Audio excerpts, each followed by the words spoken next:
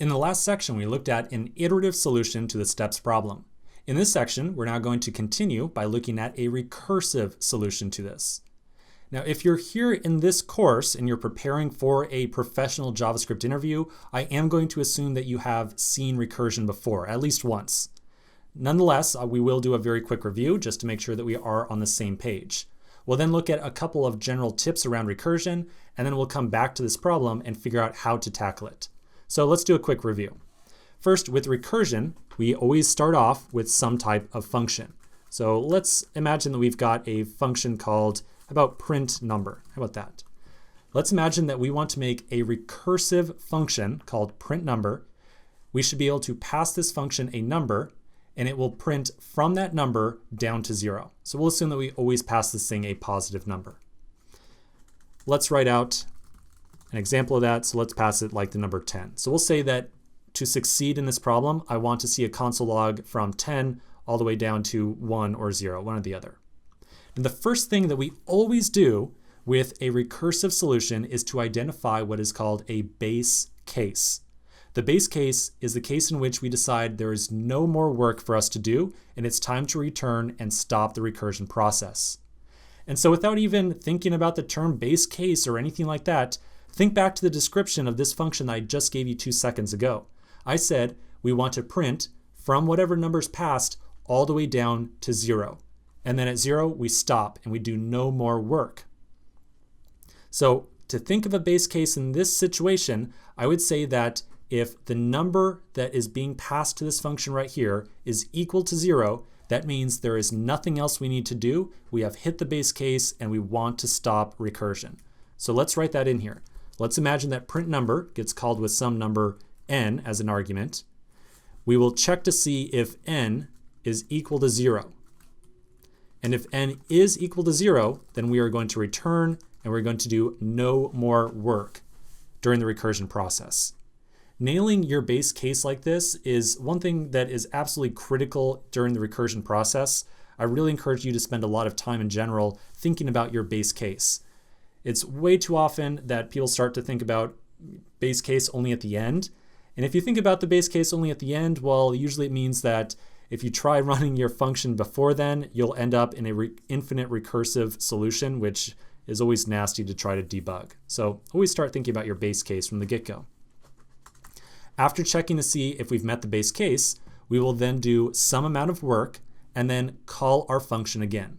So in this case, the work that we want to do is to print out the current number n. So I'm going to print out with the console log n. Then the last thing to do is to call our function again. When we call the function again, it's extremely critical to make sure that we have changed the arguments in some fashion. If we call print number again with n, we're going to immediately we're going to immediately enter an infinite loop because we have not changed the arguments and the exact same code path will occur. So I'm going to be 100% sure that I'm going to change the arguments that I'm going to call print number with here. And I'm going to make sure that the change that I'm making will somehow eventually get our n number here down to 0. So specifically, I mean to say I'm going to make sure I subtract 1 or subtract some type of number. Okay, so when we call print number again, and this of course right here is the actual recursive step because we are calling the function that defines that this function call is defined in again, then we see our numbers printed out here. Now you will notice that you see 2 if you're using this tool, or if you're just looking at my screen, you'll notice that we get 2 sets of prints from 10 down to 1. That's just because of the way that this tool right here behaves.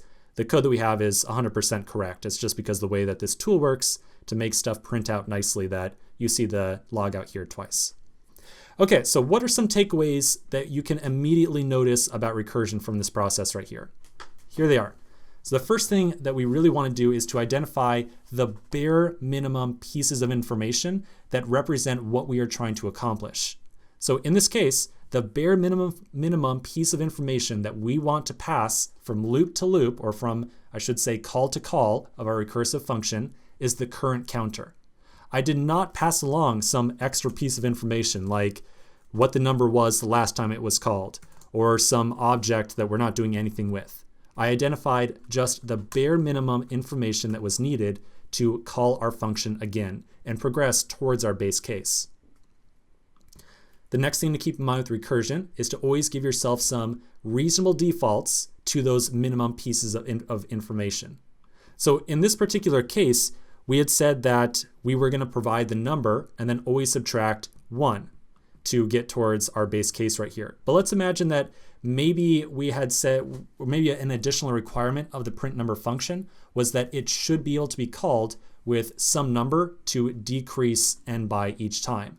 So in other words, maybe we don't want to always decrease by 1, maybe we want to decrease by some other argument here that maybe we'll call decrement or something like that. So this second step right here, giving reasonable defaults, make sure that if there are any optional inputs, you give some reasonable default input to them. So in this case, I would want to maybe default the value of dec to be 1. And then I could very safely use it down here at print number. And even if someone didn't pass in that dec variable or the dec value, I've got some reasonable default to make sure that I don't accidentally fall into some infinite recursion situation right here.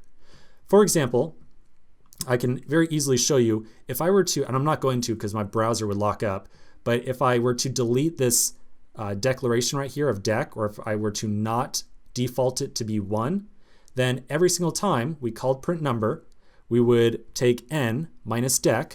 Dec would be undefined if I didn't default it to be 1. We would then call print number again. N would probably be like not a number or something like that. And so we would never hit the case where n equals 0 and return. So make sure you have some reasonable default in here to safely handle your recursion. The next thing to do during the recursion process, always remember to check that base case. Inside the base case, you want to see, is there anything left for us to do? If there's no work, that's it, we're done. Okay, don't call our function anymore and return. If we do not meet the base case, then we want to make sure that we actually do some work. We call the function again, and whenever we call the function again, this is a really important part, whenever we call the function again, we want to make sure that we have changed our arguments in some fashion. The arguments have to change. If they don't change, that means that we're very likely going to end up in an infinite recursive solution, which is, again, something we don't want to deal with. Okay, so with all this in mind, let's take a quick pause. We're going to come back in the next section and we're going to apply these rules right here to the steps problem, and we're going to come up with a recursive solution. So quick break, and I'll see you in just a minute.